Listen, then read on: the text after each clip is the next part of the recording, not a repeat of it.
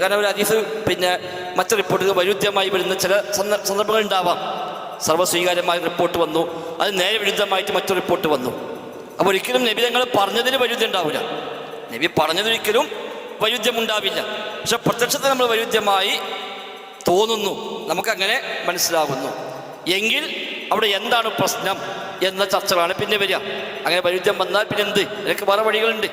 വൈരുദ്ധ്യം വന്നാൽ 4 വഴിക്കാണ് വരിക. ഒന്നുകിൽ രണ്ടും കൂടെ പ്രാവർത്തികമാക്കാൻ മാർഗമുണ്ടോ നോക്കും, അത് രണ്ടും പ്രാവർത്തികമാക്കാൻ വല്ല വഴിയുമുണ്ടോ. അപ്പോൾ അങ്ങനെ എടുത്തു കഴിഞ്ഞാൽ പിന്നെ പ്രശ്നമില്ല. ഇനി അതല്ലെങ്കിൽ രണ്ടും കൂടെ പ്രാവർത്തികമാക്കാൻ വഴിയില്ല എങ്കിൽ 2 1 പ്രാമുഖ്യം നൽകാൻ വല്ല വഴിയുമുണ്ടോ? രണ്ടും സ്വഹിയാണ്. അപ്പോൾ ഏത് ഒന്നിനെടുക്കാൻ വല്ല മാർഗമുണ്ടോ? അപ്പോൾ ഒരു പക്ഷെ ഒന്ന് ആദ്യകാലത്ത് പറഞ്ഞതാണ്, മറ്റത് പിന്നീട് പറഞ്ഞതാണ് എന്ന് മനസ്സിലാക്കി കിട്ടാൻ നമുക്ക് എന്തറിയാം? അപ്പോൾ അന്നത്തെ വിധി ഇതായിരുന്നു, പിന്നത്തെ വിധി ഇതാണ്. ഇപ്പോൾ സ്വഹീഹ് ബുഖാരി 2 ഹദീസുകൾ കാണാം. നബി സ്വല്ലല്ലാഹു അലൈഹി വസല്ലം തങ്ങൾ ഉളുഹിയ്യത്തിലെ മാംസം 3 ദിവസത്തിലേറെ സൂക്ഷിക്കുന്നത് വിരോധിച്ചിരിക്കുന്നു. ഹദീസ് സ്വഹീഹാണ്. മറ്റൊരു ഹദീസിൽ കാണാം, നിങ്ങളത് സൂക്ഷിച്ചു കൊള്ളുക, ഭക്ഷിച്ചു കൊള്ളുക, സദഖ ചെയ്തു കൊള്ളുക. അപ്പോൾ ഒന്നിലും 3 ദിവസം എന്ന് പറഞ്ഞു, മറ്റൊരതൊന്നും പറയാതെ നിങ്ങൾ സൂക്ഷിക്കുക എന്ന് പറഞ്ഞു. അപ്പോൾ ഇത് രണ്ടും സ്വഹീഹാണ്. അപ്പോൾ ഇത് രണ്ടും വൈരുദ്ധ്യമാണോ? പ്രത്യക്ഷത്തിൽ നമുക്കിന്ന് വൈരുദ്ധ്യമായി അനുഭവപ്പെടുന്നു. അപ്പോൾ അതിന് ചരിത്രം നോക്കും, ഇനി എന്ന് പറഞ്ഞു, എപ്പോൾ പറഞ്ഞു. അപ്പം മറ്റേ ഹദീസ് പറഞ്ഞത് ഒരു പ്രത്യേക വർഷത്തിൽ പറഞ്ഞു. ഒരു വർഷം ശക്തമായ പട്ടിണി ഉണ്ടാവുകയും ആളുകൾക്ക് വല്ലാത്ത പ്രയാസമുണ്ടായ ആ കൊല്ലം അന്ന് പറഞ്ഞ പ്രത്യേക നിയമമാണ് 3 ദിവസമേ സൂക്ഷിക്കാൻ പാടുള്ളൂ, അതിനെ സൂക്ഷിക്കാൻ പാടില്ല. കാരണം ഉദയത്തുണ്ടായപ്പോൾ എല്ലാവരും കൂടി വന്നിട്ട് ഒന്നാകം മാംസം വാങ്ങിക്കൊണ്ടുപോയിട്ട് പലരും ഉണക്കൊക്കെ സൂക്ഷിക്കും. അന്നത്തെ കാലത്ത് അന്ന് ഫ്രിഡ്ജില്ലല്ലോ, അന്ന് ഉണക്കി സൂക്ഷിക്കും. അപ്പോൾ കയ്യൂക്കുള്ളവർക്ക് കുറേ വാങ്ങിക്കൊണ്ടുപോയി, അല്ലാത്തവരൊക്കെ പലപ്പോഴും കിട്ടാതെയും പോയി. അപ്പോൾ അന്ന് പറഞ്ഞ നിയമമാണ് 3 ദിവസം മാത്രമേ സൂക്ഷിക്കാൻ പാടുള്ളൂ. അപ്പോൾ 1 ദിവസം 2 ദിവസമൊക്കെ തിന്നാൻ കണക്കുണ്ടല്ലോ. 3-ാം ദിവസം കഴിയുമ്പോൾ എന്തായാലും ഇതാർക്കെയും കൊടുത്ത് ഒഴിവാക്കും, കാര്യം സൂക്ഷിക്കാൻ പാടില്ല. പിന്നത്തെ കൊല്ലം നബി ഞങ്ങൾ പറഞ്ഞു, ഞാൻ ഇങ്ങോട്ട് പറഞ്ഞിരുന്നു സൂക്ഷിക്കാൻ പാടില്ല എന്ന്, എന്നാൽ നിങ്ങൾ സൂക്ഷിച്ചു കൊള്ളുക. അപ്പോൾ വൈരുദ്ധ്യമല്ല മനസ്സിലായി. ആ റിപ്പോർട്ടുകൾ കിട്ടി ചേർത്തി വെക്കുമ്പോൾ ഇത് വൈരുദ്ധ്യമല്ല, അത് അന്നത്തെ പ്രത്യേക നിയമം പറഞ്ഞതാണ്, എന്നാൽ പൊതു നിയമം അതല്ല. അപ്പോൾ ആ പ്രശ്നം തീർന്നു.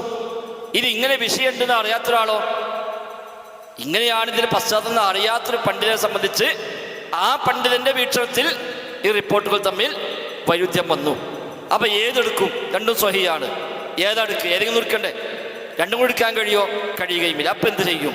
അവിടെയാണ് ഈ വഴികൾ. രണ്ടും കൂടി എടുക്കാൻ വല്ല മാർഗവുമുണ്ടോ? അപ്പം ഇങ്ങനെ മനസ്സിലാക്കി 2 ഹദീസ് എടുക്കാം.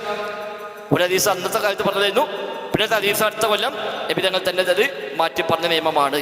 അപ്പോൾ പ്രശ്നമില്ല, രണ്ടും നമ്മൾ സ്വീകരിച്ചു, അവിടെ പ്രശ്നമില്ല. ഇനി അങ്ങനെയൊന്നും പറയാൻ വകുപ്പില്ലെങ്കിൽ പിന്നെ മറ്റു വല്ല വഴികളും ഉണ്ടോ നോക്കും.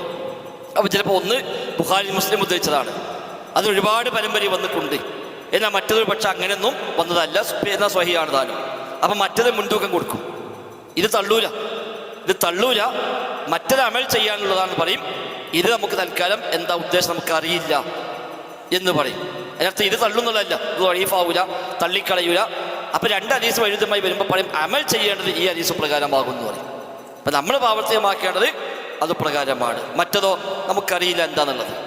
അതിനും മാർഗമില്ലെങ്കിൽ മാറ്റിവെക്കും. തവക്കുഫ്, മാറ്റിവെക്കുക. നമ്മൾ രണ്ടും തള്ളുന്നില്ല, രണ്ടും കൊള്ളുന്നുമില്ല, അതിൻ്റെ ഉദ്ദേശം എന്താ മനസ്സിലായിട്ടില്ല, അത് മനസ്സിലാകുന്നതുവരെ തൽക്കാലം നമ്മൾ മാറ്റിവെക്കുന്നു. നമ്മളല്ല, ഇതൊക്കെ ഹദീസ് പണ്ഡിതന്മാരുടെ ലോകത്തുള്ള ചർച്ചകളാണ്. ഇങ്ങനെ വന്നാൽ ചെയ്യാവുന്ന 3 വഴികൾ. എന്നാൽ അങ്ങനെ മാറ്റിവെച്ച ഒരു ഹദീസെങ്കിലും ഉണ്ടോ എന്ന് വെച്ചാലോ ഒന്നുമില്ല. ഇങ്ങനെ മാറ്റിവെച്ച ഒറ്റ ഹദീസുമില്ല. ഒരു പണ്ഡിതൻ മാറ്റിവെച്ചിട്ടുണ്ടാവും, എന്നാൽ മറ്റൊരുപാട് പണ്ഡിതന്മാർ അതിനൊരു ന്യായം പറഞ്ഞിട്ടുണ്ടാവും. അതൊരു പ്രശ്നം തീർന്നു. മുസ്ലിം ഉമ്മത്ത് ഒന്നാകെ അങ്ങനെ മാറ്റിവെച്ച ഒറ്റ ഹദീസും തന്നെ ഇല്ല. അപ്പം ഇങ്ങനെയൊക്കെയുള്ള വിഷയങ്ങൾ ചിലപ്പോൾ മത്നിൽ വരാം. അപ്പോൾ അവിടെ പറയും ഇസ്നാദുഹു സ്വഹീഹുൻ, ഇതിൻ്റെ പരമ്പര സ്വഹീഹാകുന്നു. മത്നോ അത് വീണ്ടും പഠനവിധേയമാക്കേണ്ടതുണ്ട് എന്നൊരു സൂചന അതിലുണ്ട് എന്ന് ഇമാം ഹാക്കിമൊക്കെ അദ്ദേഹത്തിൻ്റെ ഈ ഹദീസ് വിജ്ഞാന ശാഖയിൽ പഠിപ്പിക്കുന്നുണ്ട്. അതെ, ഇയാൾക്ക് ആപേക്ഷികമായി അറിയാത്ത വൈരുദ്ധ്യമാണെന്നല്ല, വൈരുദ്ധ്യം ഉണ്ടാവില്ല.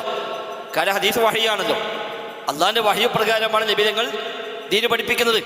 അതുകൊണ്ട് നബിതങ്ങൾ പഠിപ്പിച്ച ദീനൊരിക്കലും വൈരുദ്ധ്യം ഉണ്ടാവില്ല. എന്നാൽ ഒരു മനുഷ്യന് ആപേക്ഷികമായി വൈരുദ്ധ്യം അനുഭവപ്പെടുന്നു എന്ന് മാത്രം. ചിലപ്പോൾ അദ്ദേഹത്തിന്